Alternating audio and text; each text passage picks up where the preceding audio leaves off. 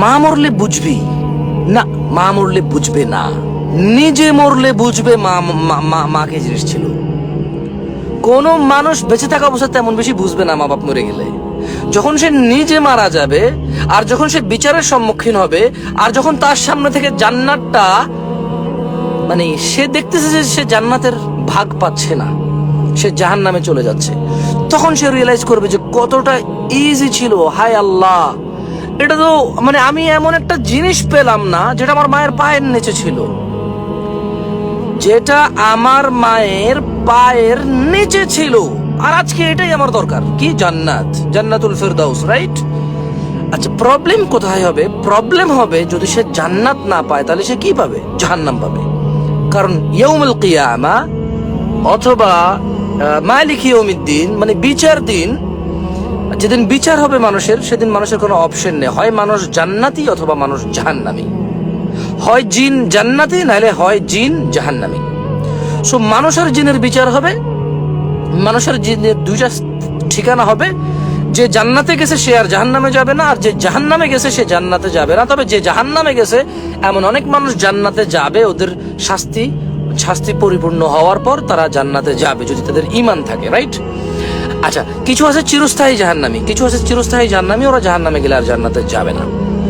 So মা মরে গেলে বুঝবি, এইটা আসলে আমি কাউকে তেমন বলতে চাই না। আমার কথা হচ্ছে তুই মরে গেলে বুঝবি মা কি জিনিস, বা তুমি মরে গেলে বুঝবা মা কি জিনিস, আপনি মরে গেলে বুঝবেন মা কি জিনিস। তিনভাবে বললাম। আমরা প্রচলিত ভাবে বলি যে মা বাপ মরে গেলে বুঝবা মা বাপ কি জিনিস। না, আপনি মরে গেলে বুঝবেন মা বাপ কি জিনিস। কারণ বাপ হচ্ছে জান্নাতের চৌকাঠ, জান্নাতের দরজার চৌকাঠ, আর মা পুরো জান্নাতটাই ওনার পায়ের নিচে। It's very easy. একটা মানুষ আল্লাহর উপর ঈমান আনবে, রাসূলুল্লাহ সাল্লাল্লাহু আলাইহি ওয়াসাল্লামকে সাক্ষী দিবে, সৎকর্ম করবে, গুনাহ থেকে বাঁচবে, হারাম থেকে নিজেকে হারাম থেকে দূরে রাখবে, আর মায়ের কথা মতো চলবে, মায়ের প্রত্যেকটা হালাল আদেশ শুনবে। মা যদি এমন কোনো আদেশ করে, মা যদি এমন কোনো ডিমান্ড করে, মা যদি এমন কোনো চাহিদা, বা মায়ের যদি এমন কোনো কথা যেটা আল্লাহর বিরুদ্ধে যায়, সেটাকে রিজেক্ট করবে। এছাড়া আর কোনো কথা রিজেক্ট করবে না মায়ের। মা যদি বলে যে কাজে যেও না আজকে, যাবে না। মা যদি বলে চাকরি ছেড়ে দাও, ছাড়বে না। মা যদি বলে যে আসলে অনেক সময় আসলে কি বলবো আপনাকে, মানে মানে মা বাপ ডিফারেন্ট লেভেলের জিনিস। আর মা বাপ কখনোই আপনাকে বলবে না চাকরি ছেড়ে দাও, মা বাপ কখনোই বলবে না ঘরে বসে থাকো কাজ করিও না, এগুলো বলে না। বাট আমরা বলতে চাই যে যদি কোনো মা এরকম বলে ফেলে তার ছেলেকে, সেটা করতে হবে, সেটা করতে হবে, কিছু করার নাই তার। আমরা কেন মা বাপের সেবা করবো এরকম যদি প্রশ্ন করি, তাহলে ওই কেনর অ্যান্সার করে দিয়েছে যে ওর পায়ের নিচে তোমার জান্নাত।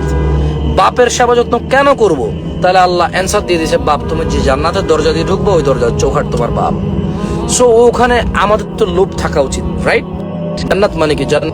জান্নাত মানে কি? জান্নাত মানে স্বর্ণ খচিত আসন। জান্নাত মানে কি? জান্নাত মানে অফুরন্ত জীবন, আর কেউ মরবে না। জান্নাত মানে কি? জান্নাত মানে মানুষ মানে মানুষের পান পেয়ালা থাকবে, সুবহানাল্লাহ, মানুষ ওখানে শরাব পান করবে, মানুষ যা খাইতে চাইবে তাই পাবে মানুষ, রাইট? এটাই তো জান্নাত। সো ওই জান্নাতের দরজার চৌকাঠ বাবা ও মায়ের পায়ের নিচে ওইটা। সো একটা আমাকে দিছে, রাইট? সো আসলে মানুষ যদি এতটুকু না বোঝে, মানুষের ধ্বংস মানুষ নিজেই করবে। বাপ মা মরে গেলে বুঝবি, এ কথা কিন্তু আমি বলতেছি না, রাইট? তুমি মরে গেলে বুঝবা বাপ মা কি জিনিস। বাপ মা মরলে কে বোঝে? সবাই ভুলে যায়। 40 3 দিন 4 দিন 5 দিন 10 দিন 7 দিন 8 দিন বছরে